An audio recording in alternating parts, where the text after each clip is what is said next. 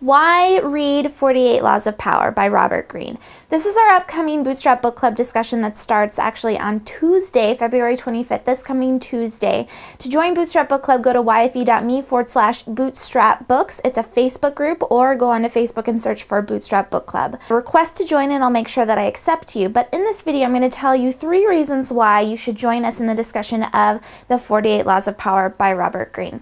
So reason number 1 is that it's different.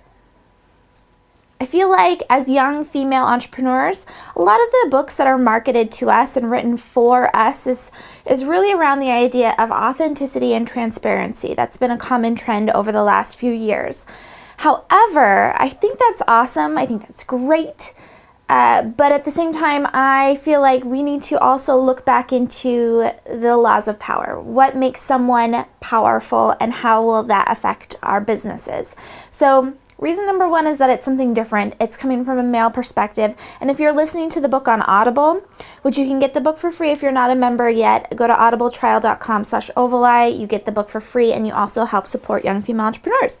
So, but if you're listening to the book, it's kind of a creepy type of a narrator where it gives even that like Machiavellian evilness kind of added onto it. So I don't agree with everything that it's saying. However, I do feel like it's different. It's something that we should all consider as far as being young female entrepreneurs. Point number 2, the ability to influence others is worth tons and tons of money for us as bootstrapping entrepreneurs. The ability to actually go out and persuade others to do what we want them to do, or to have an effect on a series of events. So power is something that really is important, and I don't feel like enough of us, or at least I'm just speaking for myself, I don't feel like I have a firm grasp on how to leverage power. And finally, point number 3 of why you should join Bootstrap Book Club and participate in our discussion and read the 48 Laws of Power is that it's a list. Simple enough. It's so easy to read this book. It's 48 laws. It's written in a list format. Each law is stated, short explanation, and then there's some history behind it. So the author brings in historical events and uses that to back up his case for why it is a law of, or how to become powerful, essentially. And then after the story is read, he brings it up with a translation or an explanation of how the story relates to the law. So it's just a very easy read. It's entertaining, especially when you're listening to it on Audible. And again, like I said, it's something different. 48 Laws, we have the cheat sheet in the Bootstrap Book Club. So if for some reason you don't have time or you don't have the money to buy the book at the moment, you can still print off that PDF and have a reference guide to what each law is and be able to discuss that way.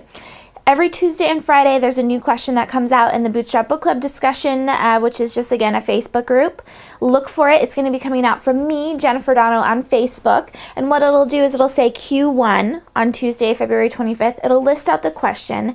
And below that, you can add your comment as far as what your experience is, what your opinion is, and help other Bootstrap Book Clubbers. Because that's the thing. You don't know who it is that you could help in the discussion. Yes, it's one thing to get out there and get exposure and network, which is great for Facebook groups, but it's another thing to be able to help someone.